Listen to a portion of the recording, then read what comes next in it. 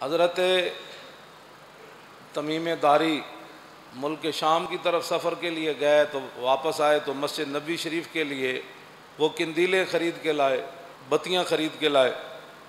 अल्लाह की शान यह है कि वो जुमे की रात थी, वो सफ़र से वापस आए तो मगरिब से पहले पहले उन्होंने मस्जिद नबी शरीफ के अंदर वो सारी किंदीलें लटका दी और उनके अंदर वो सारी चीज़ें भर दी। और जब नबी अलैहिस्सलातु वस्सलाम मगरिब की नमाज़ पढ़ाने के लिए आए तो मस्जिद नबी शरीफ जगमग जगमग जगमग कर रही थी। तो नबी अलैहिस्सलाम जब मस्जिद में तशरीफ़ लाए तो सारी कंदीलें लटकी हुई थी। तो आपने फरमाया ये काम किसने किया? तो कहा जी वो तमीम दारी ने किया। तो हुजूर ने दुआ दी। मैं हमेशा कहता हूँ कि दुआ कराई नहीं जाती। हुजूर ने कहा ओए तमीम दारी, जैसे तूने इस्लाम को रोशन किया अल्लाह तुझे भी रोशन कर दे। तो मस्जिद के अंदर लाइट लगाने से इस्लाम रोशन हो जाता है और हुजूर दुआ दे देते हैं। तो हुजूर की ख़त्म नबुव्वत पर पहरा देने से इस्लाम कहाँ चला जाता है।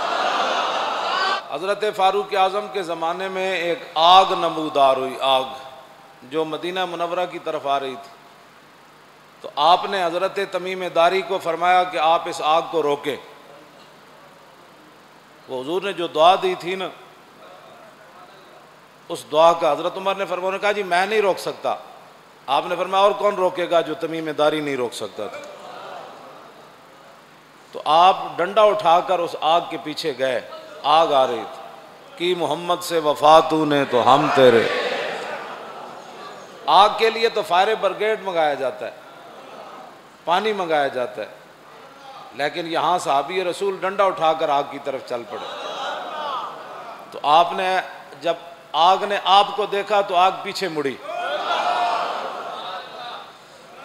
कि मोहम्मद से ये जहाँ चीज़ है क्या। आपने डंडे से ऐसे उसे हाँका जैसे बकरियों को हाँका जाता। इधर से वो हो तो आप डंडा लेकर इधर चले जाएं, उसको ऐसे काबू कर लिया, आपने आगे लगा लिया उसको और चलते चलते आप उसे गार के किनारे ले गए। पहाड़ के अंदर गार, आपने उसको जैसे बकरियां बाड़े में दाखिल की जाती हैं, आपने उस आग को उस गार के अंदर दाखिल किया और ख़ुद भी डंडा लेकर अंदर दाखिल हो गए। क्यों जी? हज़रत उमर फिर क्या फरमाया करते थे? आपने फरमाया जिन्हें तमीम दारी नू वेख्या एक ओ बंदा है, जिन्हें नहीं वेख्या एक ओ बंदा है। फरमाया दोवें बराबर नहीं हो सकते। हज़रत अलाउल हदरमी ये हुजूर के सहाबी है। सहाबा कहते हैं कि 3 बातें हमने इनमें ऐसी देखी जो किसी में नहीं देखी। आपने फरमाया जब भी पानी की ज़रूरत पड़ी आपने हाथ उठाए, बारिश हो गई। फरमाया जब भी हम समुद्रों की तरफ गए, दरियाओं की तरफ गए, पुल नहीं था,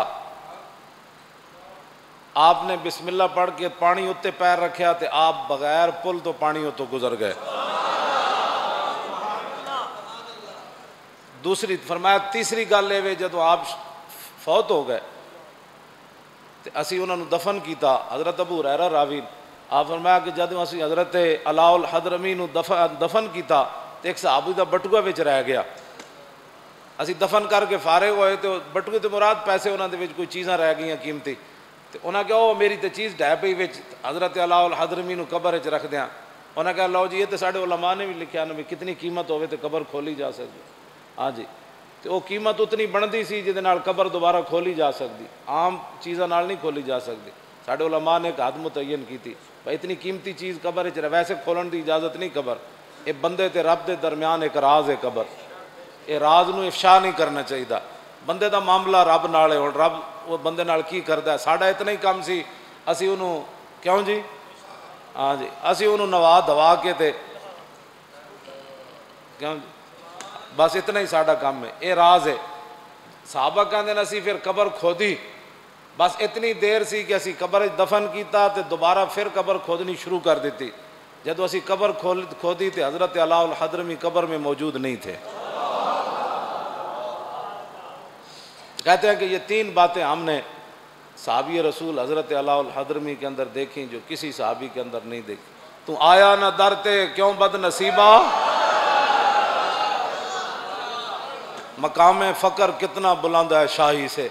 अगर किसी को कलमा पढ़ने के बाद भी, इश्क रसूल का दावा करने के बाद भी, मुहिब रसूल होने के दावा करने के बाद भी अगर कोई किसी की चमचगिरी से बाज ना आया, तू आया न दरते क्यों बदनसीबा, हज़ारा रंगा विच रंगे दे मोहम्मद।